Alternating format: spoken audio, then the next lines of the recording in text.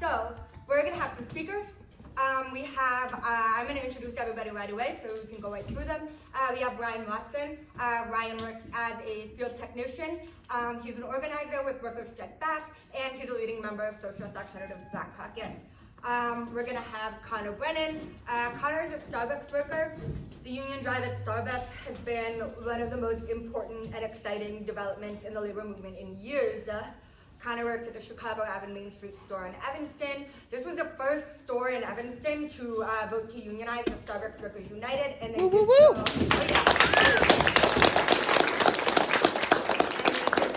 unanimous vote, which was a culmination of months of strong organizing in their store. And Connor's on the organizing committee. Also, we have a donation tin for his store strike fund right over the table. It's got snowmen on it for some reason. You should definitely chip in. Next, we have Jeff Gore. Jeff is on the contract bargaining team of UICUF Local 6456. That is the University of Illinois Chicago United Faculty. These are the faculty workers who went on strike earlier this year to win pay raises and job protection and mental health resources for students on campus, which I think is incredibly important.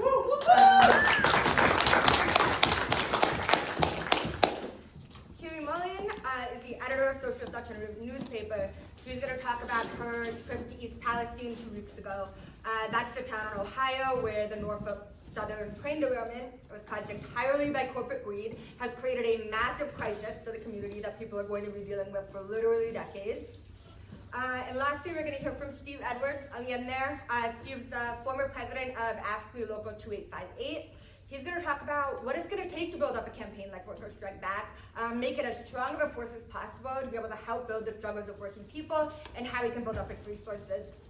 I want to let people know ahead of time, too, that after the speakers, hopefully if we're good on time, we want to have a little bit of an opening of the floor, specifically for anyone here who has any ongoing or upcoming struggles in their workplace. If you're organizing, want to organize. If your union's fighting for a contract or preparing to go on strike, or on strike, and there are ways that people in this room can support you, we definitely want to know about that. And then we're all going to hang out. The speaking portion is just, I want to emphasize that that's just part of why we're here today. We also really want to create a grassroots organizing space for people to discuss and connect and share ideas for how we can fight.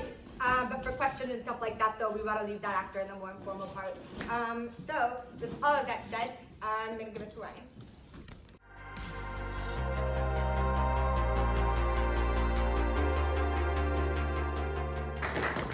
Siblings, brothers and sisters, you don't have to be an avid news reader to see a frustration has grown in many working people. Since the pandemic, workers have been increasingly unwilling to accept the alienating nature of work under capitalism. Ideas like anti-work and acting your wage have grown on social media. Working people are facing an all-out assault on our living standards. The cost of everything is soaring through the roof. We see this through language like eggflation. At the same time that we face the existential threat of war and environmental catastrophe. Meanwhile, billionaires and the big bosses are having historical profits on our backs. The horrors of the bosses system are on full display in the working class town in East Palestine, Ohio. Democratic Party politicians are mostly ignoring that disaster. Meanwhile, Workers Strike Back volunteers have been in East Palestine. I personally look forward to hearing Keely's firsthand accounts of that situation. This is but a microcosm of what is happening across the United States, though, and around the world. Millions of American working people understand that they are being sold out from every direction on every level. There is a huge anger, and with it, an historical opening for worker struggles. Support for unions is at the highest in modern day polling. Last year saw the launch of a wave of unionizing drives, including Amazon and Starbucks, and the number of strikes went up significantly. Paid sick leave, urgent railroad safety measures, and an end to dangerous low staffing levels were the key demands of the 125,000 unionized rank and file freight railroad workers who were in pitched battle late last year against the billionaire bosses, raising alarms about the dire working conditions on the tracks, including the heightened risk of dangerous derailments. Railroad workers voted to go on strike for a fair contract. And yet, in what can only be described as a sellout on steroids, both parties voted overwhelmingly in December to break the railroad workers' strike. Even the so-called progressives, including Alexandria Ocasio-Cortez and Pramila Jayapal, chair of the Congressional Progressive Caucus, voted against the strike. There is a chasm between the unprecedented potential of workers' movements and the leadership that is on offer. That's exactly why we've seen a rank-and-file fight back in so many unions. Just after the sellout of the rail workers, we saw Teamsters oust their union president. We're also seeing a brand new force coming into the scene in the labor movement, like the Amazon Labor Union, who we've been proud to work alongside. They pulled off a historical win at Amazon's JFK facility in New York. Their approach has stood in contrast to the failed strategy of business unionism, which is unfortunately accepted by a large majority of labor leadership. Business unionism is the idea that the workers should just let the labor leaders quietly negotiate contracts with the bosses, rather than getting organized to wrench the strong contracts from the hands of the bosses. Business unionists put their stress on the bargaining process, and they fear antagonizing movements by mobilizing workers, much less going on strike. This has been a total dead end, leading to steadily worsening wages and benefits and working conditions over the past decades. And we are talking about unionized workers, let alone the even worse conditions facing the vast majority of working class who don't have a union to defend them. The bosses will never concede. Let me repeat. The bosses will never concede anything unless they are forced to, because their profits are directly derived from the underpaying and exploiting of workers just as much as they can. That's right.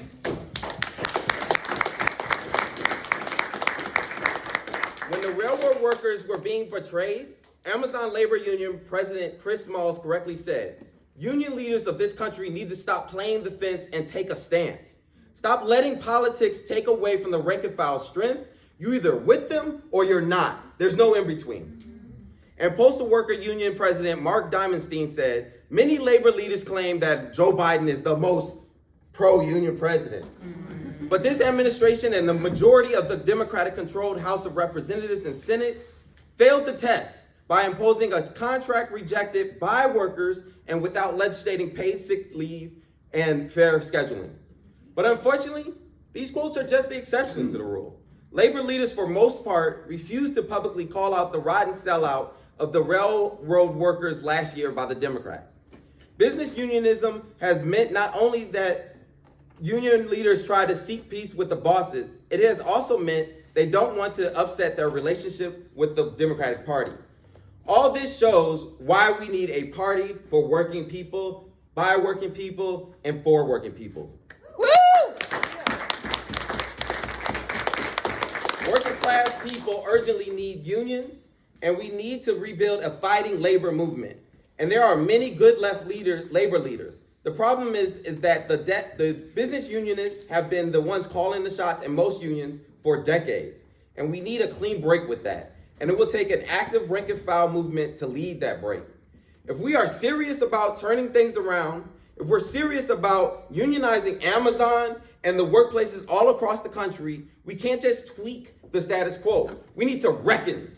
That's right. We need to return to the kind of militant fighting ideas that the labor movement was built upon. That is why we are launching Worker Strike Back, and in the near future, a video podcast called On Strike that will highlight these struggles and more. A section of progressive labor leaders have launched Enough is Enough campaign in the UK, and despite its weaknesses, Enough is Enough has shown the opening for working people to get organized, with over 800,000 people signing in support. What kind of labor movement do we need? We need to learn from those past struggles. History shows that power at the bargaining table comes not from clever arguments, but from our organizing power in the workplace and in the streets. We need to organize around clear, strong demands. Clear demands can inspire our fellow workers and union members to fight and can help build regionally and nationally unified campaigns. Bold demands, or often even any demands at all, are something the business unionists strongly disagree with us on, because they don't want to be hooked up to this ideal of where we have to win again anything for the workers, and they don't want workers to get politically active. But that's precisely why we need to insist on demands that actually relate to what workers want and what they need. Our greatest power comes from withholding our labor. Nothing moves under this system, and the rich don't make $1 of profit unless a worker makes it happen. Workers have the power to shut everything down through strike action. Lastly, we are strongest when we stand together as a working class. We need broad campaigns. We need involving workers from every industry, workers of every race and every gender, full-time and part-time workers, contractors, and permanent employees. And we need to include the wider community in our fights. We saw many of these ideas put into action by the Amazon Labor Union and JFK 8 last year in the Victory, where their rank and file organizing had clear demands like a $30 an hour starting wage, 2 weeks of paid time off, and an end to Amazon's rotten time off task system. Inspired by this, no doubt, workers at KCVG, Amazon's largest air hub, are fighting for similar demands. Winning a union at KCVG could spark union drives all at other facilities as it did from those workers in New York who won in 2022. In 2021 alone, Amazon spent $4.3 million on high-paid union-busting consultants to undermine union drives around the country.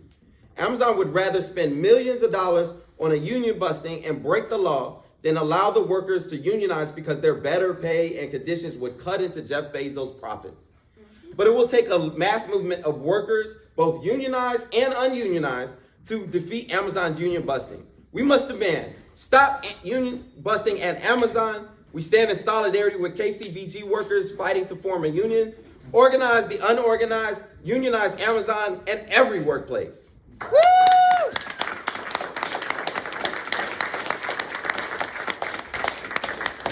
Workers Strike Back is demanding, very similarly, workers need a real wage.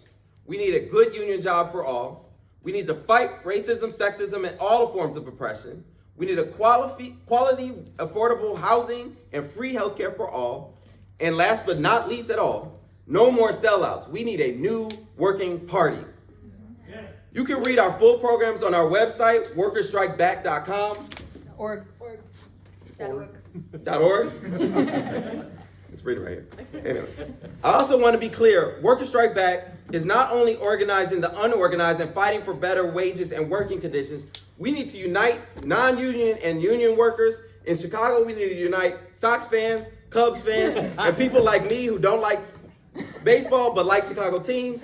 Young people, oppressed people, to build a multiracial, multi-gender movement to fight back. Not only in the workplace, but also for rent control, for affordable housing, by taxing the rich, to hold corporations accountable for their racism, their sexism, and their other discrimination, and to fight for women's and LGBTQ plus rights against the right-wing struggles against them.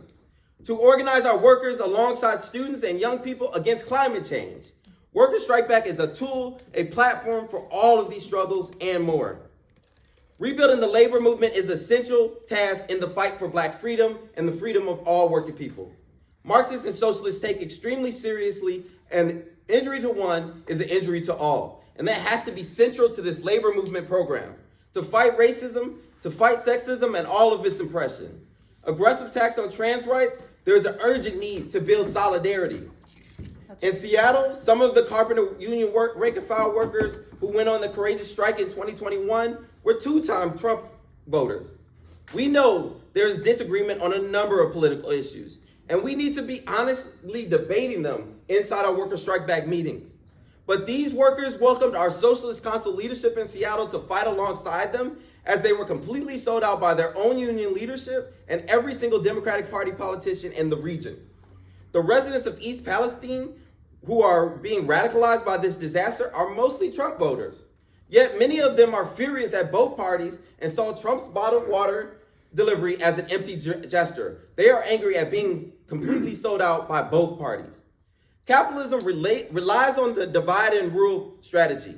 In order for a tiny minority at the top to exploit billions of people all over the planet, they have to divide us in every possible way and disorientate us and point across the aisle instead of up. As a socialist, I fight for reform because I think we must fight for every real gain we can for working people because our lives depend on it. But at the same time, we should have no illusions. As hard as we need to fight to win any reform under capitalism, all the reforms added up together will not be enough. We need a fundamentally different kind of society. In my opinion, a socialist society. That's right. Based on solidarity and equality, run by and for working people and not the billionaires.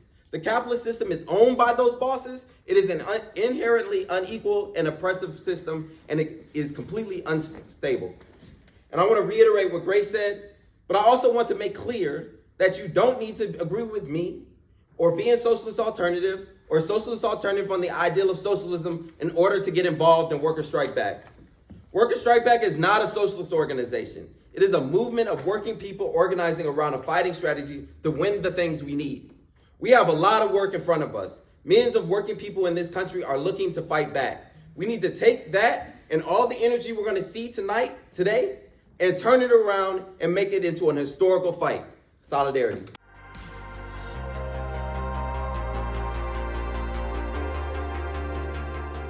My name is Connor Brennan. I'm a Starbucks barista from Evanston. 6 weeks ago, my store unanimously voted to unionize with Starbucks Workers United, and I'm excited. Thank you.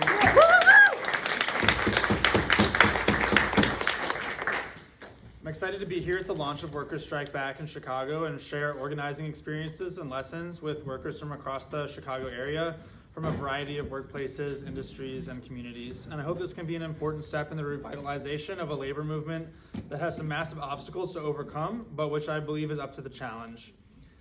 Back in September, I began having conversations with a few coworkers about the Starbucks campaign that was developing nationally and what it would mean for us to join. Every conversation began with a discussion about the issues we want to address by unionizing and negotiating a contract. Like most service workers, Starbucks employees are highly overworked and underpaid. Understaffing is a massive issue across the company and at my store in particular, and the desire for better, more consistent staffing was one of the biggest selling points to everyone in the store. My coworkers and I also want consistent schedules, including a guaranteed number of hours each week, which we can't currently rely on. We all know that rent, groceries, and other bills don't fluctuate down just because your boss decided to cut your hours to maximize profits. Mm-hmm. We want all workers to be eligible for benefits, including health care, regardless of how many hours we work, which is also currently not a reality. And we want to be paid a decent living wage of $24 an hour, far above the $17 an hour, which is the current starting pay for Chicago area baristas. Once I and other leading organizers had conversations with the majority of our coworkers, we began having weekly in-person meetings where we discussed our workplace grievances as a larger group. We had weekly in-person meetings for several weeks before announcing our campaign publicly, where we discussed our workplace grievances as a larger group, elected an organizing committee, voted on our key demands, decided precisely when and how to reach out to Starbucks Workers United organizers to ask for union cards, when and how to go public with our campaign, and democratically debated and decided on other key strategic questions for our movement. Importantly, we also had some in-depth conversations about what kind of retaliation we might face from Starbucks and how we should respond to it. Starbucks has used all kinds of intimidation and manipulation to try to stop workers from unionizing over the past year, fired dozens of workers in retaliation for organizing, and even closed several stores in retaliation. My coworkers and I personally had to go through individual union busting meetings with our store and district managers after we announced our intention to unionize. Crucially, we discussed most of the arguments management used against us beforehand, so they had less of an impact, and we continued to build momentum and solidarity with close communication, store social events where we discussed the union effort every week, and had a solidarity event at our store where we invited friends, family, and other community supporters and activists, including members of Socialist Alternative and Workers Strike Back, which all helped contribute to our unanimous 12-0 vote. The bosses are organized, so we have to be prepared to counter their anti-worker lies with clear answers, and importantly, strong demands and a clear escalation strategy so everyone understands exactly what this union is fighting for and believes that we are going to be able to win it. Now we have to fight to win a strong contract with Starbucks, which is going to be a massive uphill battle. In order to do this, we have to first of all stand united against retaliation across all stores, have no illusions in the idea that Starbucks is a so-called progressive company that we can appeal to morally, and no faith in the court system or politicians who are in the pockets of big business to protect us through a legal process that drags out and demobilizes our struggle with no guarantee of victory. We have to fight back against retaliatory firings and store closures with powerful, widespread collective actions. And Starbucks is still refusing to bargain with the union at all. And so in order to build the leverage we need to force them to the table, we need many more stores to join the movement. This can only happen if we actively reach out and convince them that it's worth joining in order to win a contract with strong economic demands like $24 an hour and healthcare for all. And if we support them through the process of organizing, including against retaliation. We also need to go on the offensive, coordinating the strongest, most effective strikes possible across all union stores to shut down Starbucks profits until the company is forced to bargain and meet our demands. This means finding ways to not only strike, but stop managers from scabbing to keep the store open, engaging every customer, as well as other workers who are making deliveries to convince them not to cross the picket line. And all of this must also involve the support of the wider community and labor movement. You need as many people as possible on the picket line in order to actually shut down profits, and you need not only bodies on the picket line, but people actually committed to an actual strategy to help shut down the store. A strong contract with Starbucks would be a massive victory for the entire labor movement and could help inspire tens of thousands more workers to organize. I'm confident it's possible to win this contract, but it won't happen by appealing to Howard Schultz's conscience or by public pressure alone or just waiting it out. It can only happen by building the movement and shutting down production and profits until our demands are met. I'm incredibly proud and excited to be a member of Starbucks Workers United, but also recognize the challenges that our union and our movement are facing and realize that we can only win by learning the lessons of militant rank-and-file organizers of the past and finding new ways to apply them today. Business unionism, which cozies up to the Democratic Party and which shies away from a clear fighting escalation approach, will hold back our movements, and as workers, we can't allow that to happen. The situation is much too dire for that. The labor movement is beginning to come alive, but we need to not only learn how to act as one in solidarity and unity in action, but also internalize these lessons from past victories and defeats and work to make sure that we're as strong as possible, not only in our numbers, but in the quality of our ideas and strategies. Workers Strike Back has an important role to play as a movement meant to do exactly this. Bring workers together in solidarity, connect all of our struggles into one, and collectively grapple with the challenges facing the labor movement today and discuss the best strategies to smash through these obstacles. It can be a network through which workers coordinate our demands and fight for them together, including not only a real raise and good union jobs for all, but fusing workplace struggle with the fight against racism, sexism, and all oppression, for equality, affordable housing, and free healthcare, and for a new workers' party to represent us and fight for these demands in the political arena, which is what we really need ultimately to bring this struggle to the next level and begin to put real pressure on the establishment where they can actually cave to some of our demands. As a Starbucks union barista, I welcome this campaign and the opportunity to connect with workers in the Chicago area and across the country and take part in the transformation of the labor movement based on the principles of genuine class struggle. Thank you, and solidarity.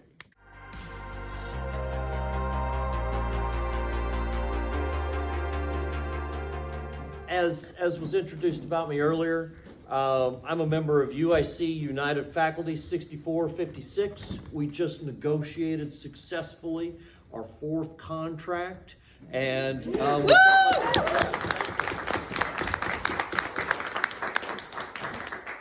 we felt like we came away with something of a win this time, and that's a good feeling. It's an honor to be sitting next to somebody like Connor. Sorry. So I came on board. This is my first time to be on the bargaining committee, and we're kind of established right now. I mean, we're getting going. We've got traction. And to hear about, so it took 5 years from the first approach by the Illinois Federation of Teachers to actually get through the courts and to be able to get a union started. And so I know what that's like. So 15 years ago, our current union president, Aaron Krall, was just starting at UIC, and the starting salary at that time for teaching faculty was $28,000 a year. That's not enough to get by in Chicago really now, and it wasn't enough to get by then. And it often surprises people, when I tell them about that, because they say, oh, an English professor, and you think about that that's one of those jobs like being a doctor, a lawyer, an accountant, or whatever, that where money is not an issue. But that's not the reality of what universities have done. Universities have done the same thing that all the other businesses did. So I grew up, when I was growing up, all along, I was hearing about everything's moving south. So I grew up in Indiana, and the factories, they started moving to Kentucky and to Tennessee and to Texas, and then Juarez, Mexico, and then further down south, and then they moved east, and now everything is part of a big science fiction fantasy that, the machines are really taking over, and it's only the factory owners and the capitalists that are running everything that are able to actually make something out of that, and the rest of us are fighting just to get by. And so, just like the factories and almost everywhere else, for me, when I try to date this, I say it's since the Reagan years. Since it became fashionable to be able to cut and cut and cut back on what we could expect. So that's what the universities have been doing. They hire a few big-name tenure-track professors who can pull in grant money from corporations. They hire a few people that can pull in the rankings, and then the rest of the teaching ends up going to temporary, part-timers, and people without health insurance. It's like the university invented the gig economy. This started going on back in the 80s. But for a lot of those part-timers, they stayed on for years and years, and ended up teaching a lot of classes. And that's what actually kept the universities open.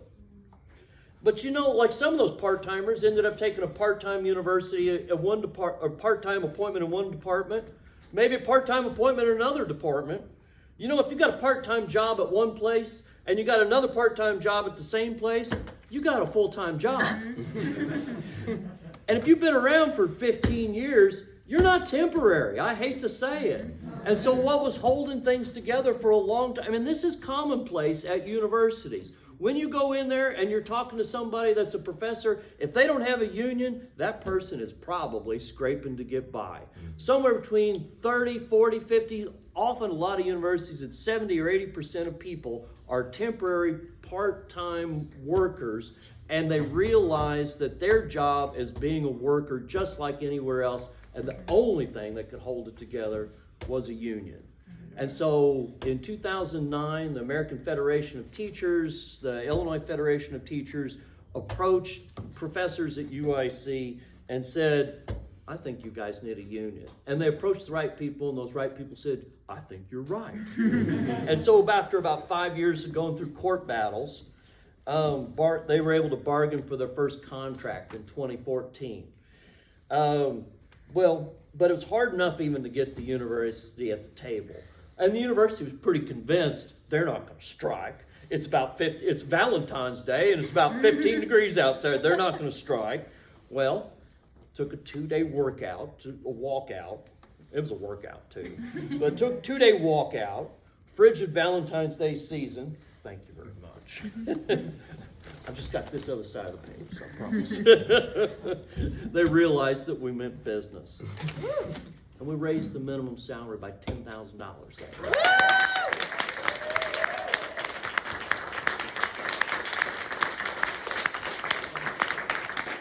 Well, for many of our people, that was life-changing. And between that contract and 2018, we negotiated 2 more contracts. We raised the starting salary a little bit. We insisted on regular raises for everybody. We got things going. But those two contracts never accomplished nearly as much as the first. In some ways, they were fixing all the gaps and loopholes in the first contract. And that's how it goes sometimes. It takes forever to get it started. And then you've always got to be, and then you can't always do life-changing things with every contract. And I know it's not easy to hear, especially if your own place of work, you yourself paying for medical expenses, trying to pay for a bus pass, trying to pay for a used car to get from one job to another. You need something that's life-changing. And sometimes it will be, but it's not going to be every day that. And that's part of what, we faced. So we had that contract in 2018, 2 more contracts until the current one in 2022. But you all know what's happened in the economy between 2018 and now. Suddenly what we'd won in 2018 was actually worth about 20% less. And we started off just sitting at the table and saying, you can't base this contract on 2018 because the money's not worth the same. It took 10 months of bargaining to be able to get them to listen to that. It took 10 months of bargaining to convince them. Well, you also know that along with the economy, COVID hit. COVID hit our students at UIC in a big way. UIC is designed to be a campus for Chicago people. It's not designed to be for the richest and the brightest from everywhere in the world. It's designed to be for the Chicago students to become rich and bright in the way they will. But the number of students of color and working class students who saw members of excuse me, number of students that year, those years that saw members of their family die. Schooling meant finding a place in their house where the Wi-Fi reception would work.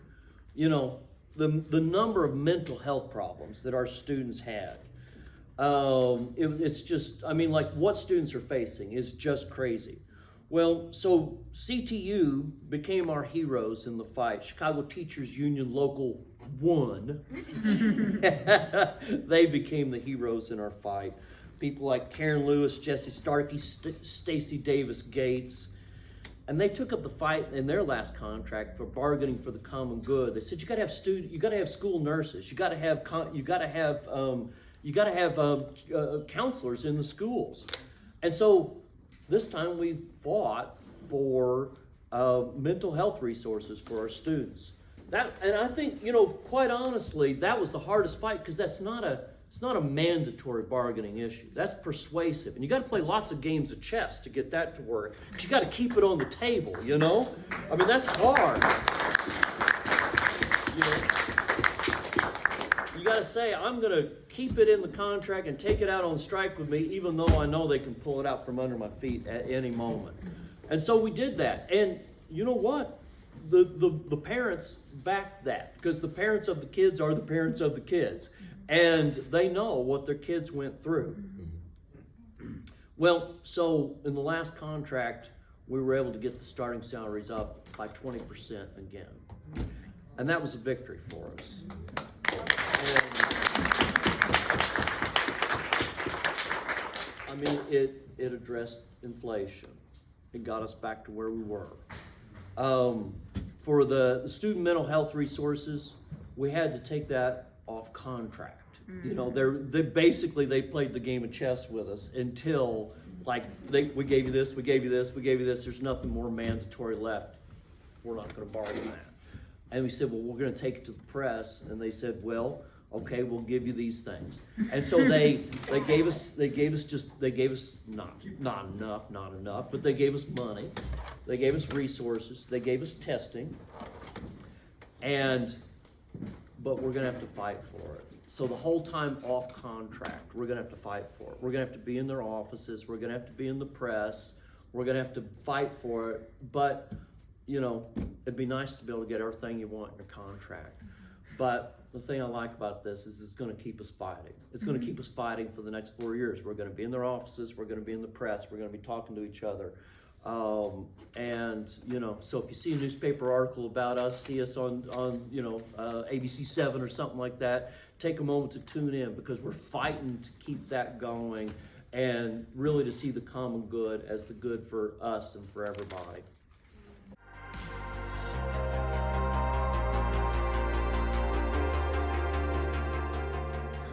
Hey, my name is Keely. I am the editor of Socialist Alternative's newspaper, and I just a couple of weeks ago went down to East Palestine, Ohio, in the wake of the train derailment, which I'm sure folks are well aware of and have probably been discussing and racking your heads about, like most people I know. So, I mean, I think that oftentimes when people are talking about this derailment, you sort of start like February 3rd is when the story starts, right? That's when the train goes off the track. But this story starts decades and decades and decades ago. And And it actually has a number of villains. It's not just Norfolk Southern. And the story really starts actually in Illinois in 1993 with E. Hunter Harrison, who is the architect of what's called precision scheduled railroading. And this is a term that Lindsey Graham has just learned, apparently, according to the hearings. And precision scheduled railroading is a transformation of the way that our freight system in North America works. So basically, it's to maximize profit by cutting every single corner and every single cost that you can think about. So it means having longer trains, it means having heavier trains, getting rid of your staff, having less crews on the train, less signal maintainers, less inspectors. It means spending less time in the terminals. You want your train constantly to be moving. And it means less regulation of the freight industry.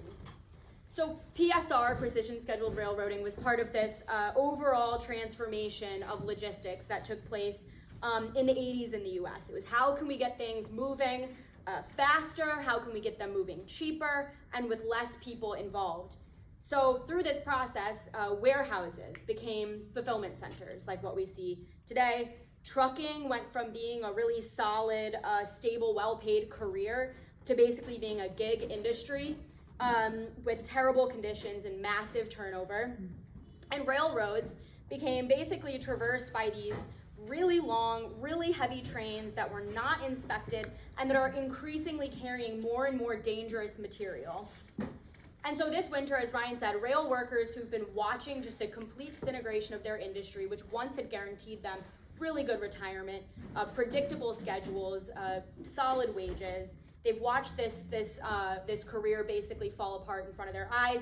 They'd had enough. They were ready to fight for changes in the industry. They voted down bad contracts, and they voted to go on strike. And they warned over and over that if a massive shift did not happen in this industry, if these dangerous conditions weren't overcome, we would see major disasters. They've been raising this alarm for years.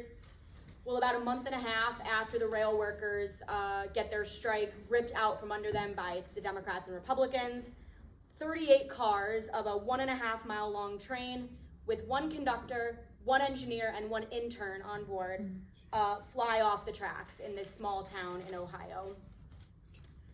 Decades of cost cutting and corner cutting are to blame for this disaster. The train that derailed in East Palestine had 151 cars. That's 9,300 feet long. It weighed 18,000 tons.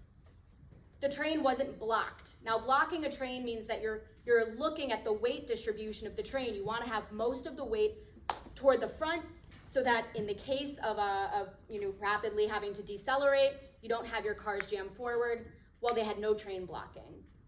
40% of the weight was in the back third of this 1.5 mile long train. So it's what's called a jackknife derailment. 38 cars right in the middle fly off. There were barely any inspectors in the terminal that were supposed to meticulously go through and look at the conditions of each of these cars. The train was on fire for 20 miles before it derailed in East Palestine, and the train that derailed broke down the day before because it was too long and it was too heavy. So rail workers have been victims of just the barbarism in this industry for so long, and now you can add more names to the list of people who are victims of Norfolk Southern, and that is this town of 5,000 in western Ohio and all these surrounding communities that are now going to be affected by this derailment.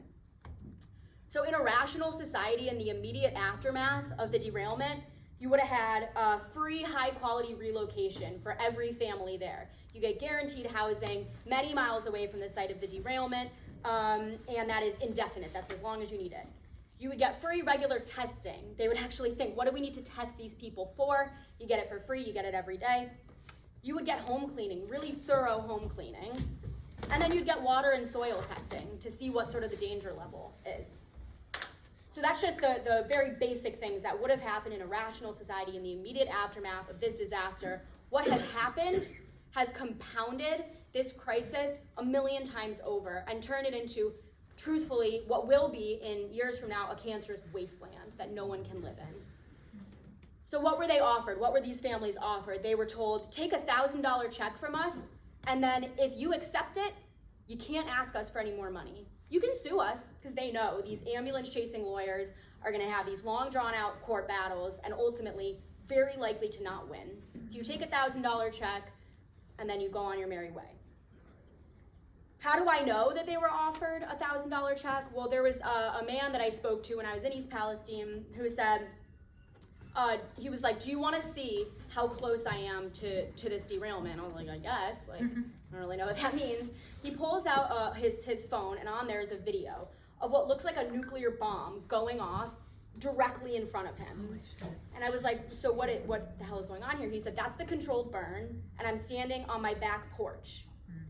He said he had to send his 2 disabled daughters to live miles away in a hotel, but he couldn't afford to go with them. So he had to stay to try to get his farm operational again while his horses are dropping dead. And he doesn't know when he's gonna be able to bring his daughters home. So the other thing they were told by Norfolk Southern was get tested. And this is also the EPA says get tested. Lawyers say get tested. Okay, well, what are we getting tested for?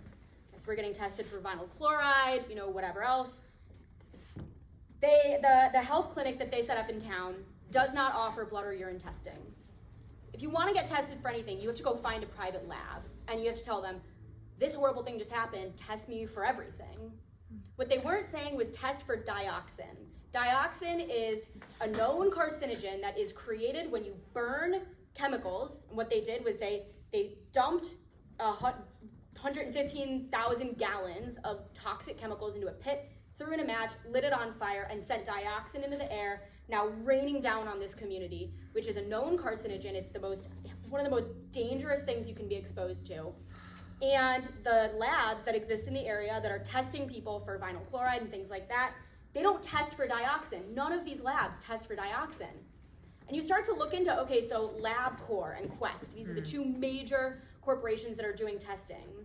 Why are they just recently, like a month before the derailment, stopped testing for dioxin? And you look at who the major funders are of these lab corporations, it's the Vanguard Group. If you look at Norfolk Southern's top shareholders, it's the Vanguard Group.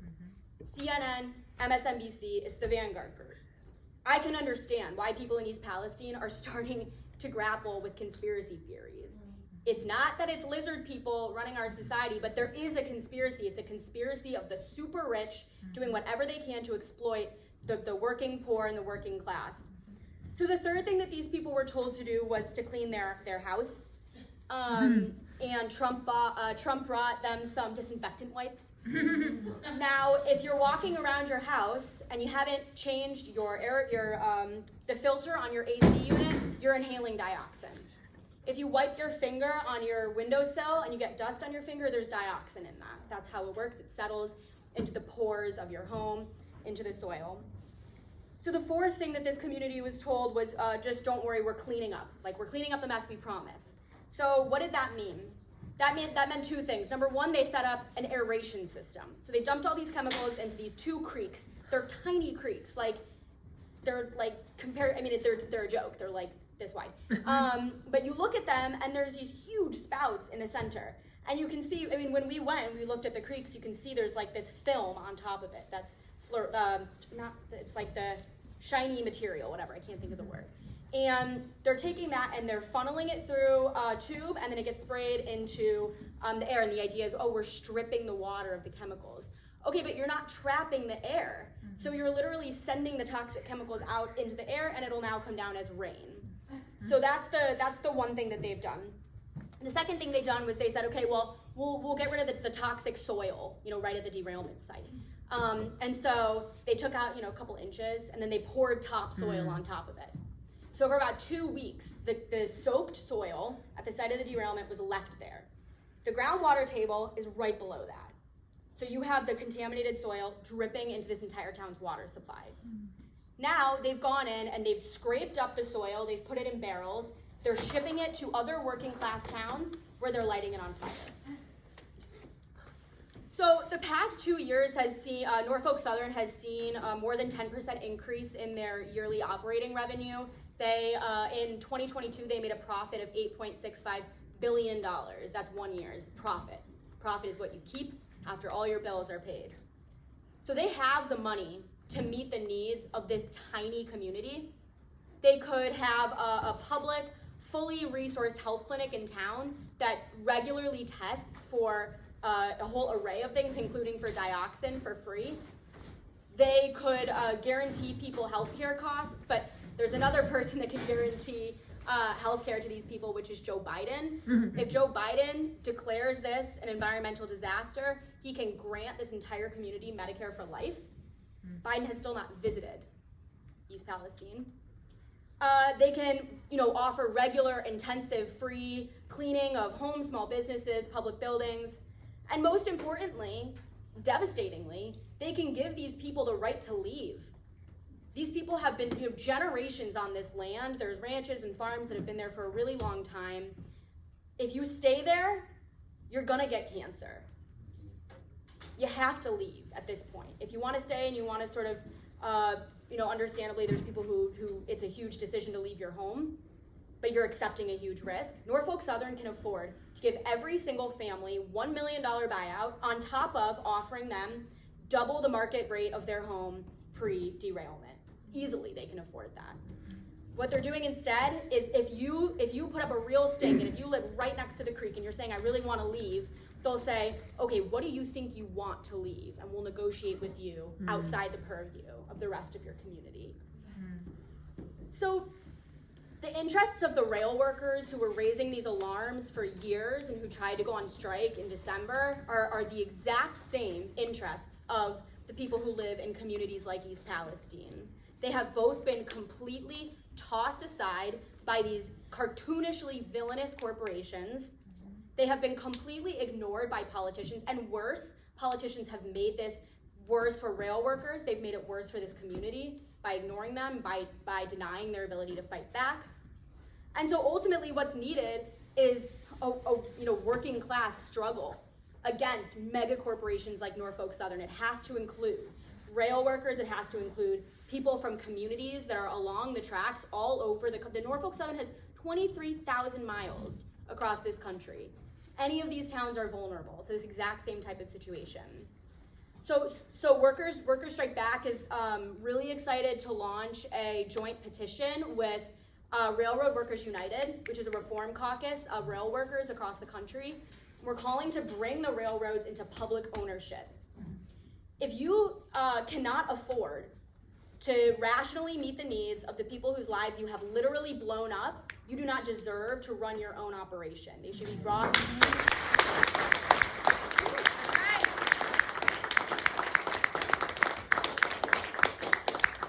So Workers Strike Back is going to be going to the some of the rail yards across the country to talk to rail workers about this as well and see is there what type of energy exists for some type of a fight back beyond the contract season, what type of fight can exist. We've also reached out to River Valley Organizing, which is a group in East Palestine that's doing really pretty heroic work right now. They've put forward a set of 5 demands that they're bringing to their state government, and we're trying to see how we can help that struggle out a bit more. Disasters like this are going to become a lot more common. Our infrastructure is completely crumbling. I mean, it's not just now you see every day a horrifying story of a derailment. There's also climate disasters that are coming. You look at what happened in Turkey with the earthquake, where these shoddy buildings that were made by contractors looking to cut corners collapsed under the feet of tens of thousands of residents. These types of disasters are going to become more common. And so we desperately need a real working class struggle that's united around a set of demands to fight back against these mega corporations.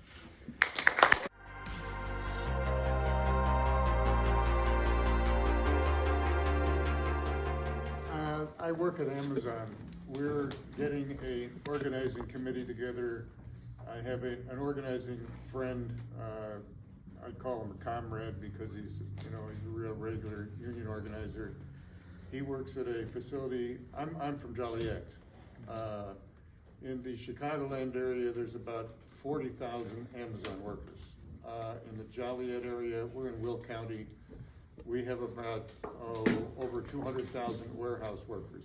If those 40,000 Amazon workers went on strike, would be a tremendous, inspiration and role model for other warehouse workers. I think the warehouse I don't know if people realize, but the logistics industry is as powerful as the old steel workers and United workers were in the 30s, 40s, and 50s, because they were so powerful because, as you know, our great speakers have said, that labor is the basis and the key to all that wealth that, you know, in my case, Bezos makes billions. We make every penny of that stuff. That's right. But those in this, you know, what capitalism is very shrewd. They sent all of those production facilities to like China, Mexico. I think in Mexico there's 300,000 auto workers right on the border there. All those great production jobs are gone. But what is present now is this. All of these commodities have to come into the area so that they can be given to the consumer, and the consumer, you know, gives the billions. But all of those commodities are stored in the warehouse before they can go to the consumer. And there's about 15 million people in the Chicagoland hub, and our 200,000 and 40,000 Amazon workers control those hubs, those facilities where all of those commodities are stored. If we shut down the commodities because we refuse to let them go to the truckers or let them go anywhere, we can actually have the same power that those old production workers in Detroit and the steel workers and the auto workers in this country, we have the same power. We just have to organize it. That's right. And that's why Amazon is spending millions, because, you know, Amazon is 800,000 workers. It's, I think, the second biggest workforce in the United States out of Walmart. If we can shut down, I mean, the potential is incredible. So at my place, I've only been there, you know, a year or so. I was at another facility for about 3 years, Amazon facilities, and then the COVID, I was out for about a year, but I'm back at work again. And we have signed petitions at the factory gates because we're Amazon workers. The NLRB actually allows us to go to the factory gates where the workers are coming and going to the warehouse and get petitions. And we've got about 1,500 petitions at 5 different facilities. And at my facility, like I say, I'm getting an organizing committee together. And my partner at another facility is starting union cards to be signed. The kickoff is on St. Patrick's Day this coming Friday. Woo!